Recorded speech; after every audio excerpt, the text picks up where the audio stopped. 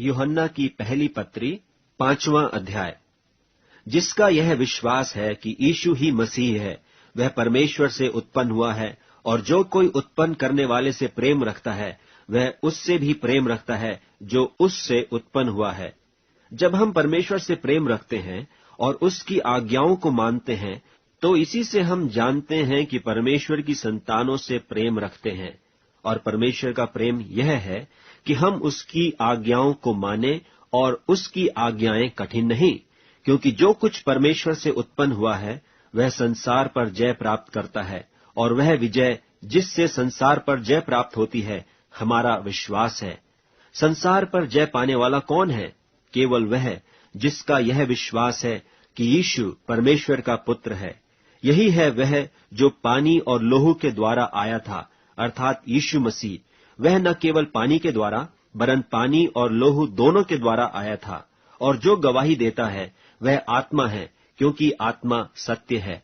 और गवाही देने वाले तीन हैं, आत्मा और पानी और लोहू, और तीनों एक ही बात पर सम्मत हैं।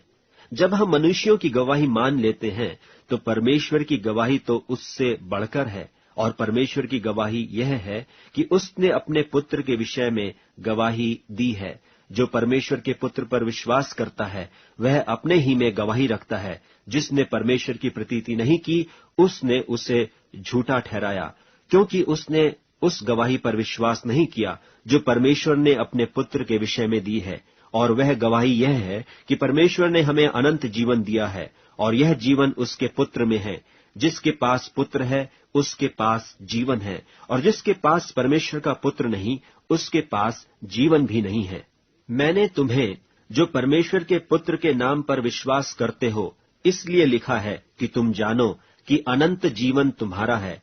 और हमें उसके सामने जो हियाव होता है वह यह है कि यदि हम उसकी इच्छा के अनुसार कुछ मांगते हैं तो वह हमारी सुनता है। और जब हम जानते हैं कि जो कुछ हम मांगते हैं वह हमारी सुनता है, तो यह भी जानते हैं कि जो कुछ हमने उससे मांगा वह पाया है।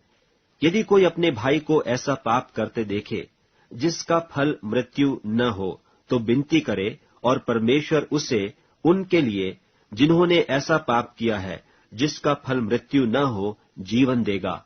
पाप ऐसा भी होता है जिसका फल मृत्यु है। इसके विषय में मैं विनती करने के लिए नहीं कहता। सब प्रकार का अधर्म तो पाप है, परंतु ऐसा पाप भी है जिसका फल मृत्यु नहीं। हम जानते हैं कि जो कोई परमेश्वर से उत्पन्न हुआ है वह पाप नहीं करता, पर जो परमेश्वर से उत्पन्न हुआ उसे वह बचाए रखता है, और वह दुष्ट उसे छूने नहीं पाता। हम जानते हैं कि हम परमेश्वर से हैं, और सारा संसार उस दुष्ट के वश में पड़ा है। और यह भी जानते हैं कि परमेश्वर का पुत्र आ गया है, और उसने हमें समझ दी है कि हम उस सच्चे को पहचाने, और हम उसमें जो सत्य है अर्थात उसके पुत्र यीशु मसीह में रहते हैं। सच्चा परमेश्वर और अनंत जीवन यही है। हे बालकों, अपने आप को मूर्तों से बचाए रखो।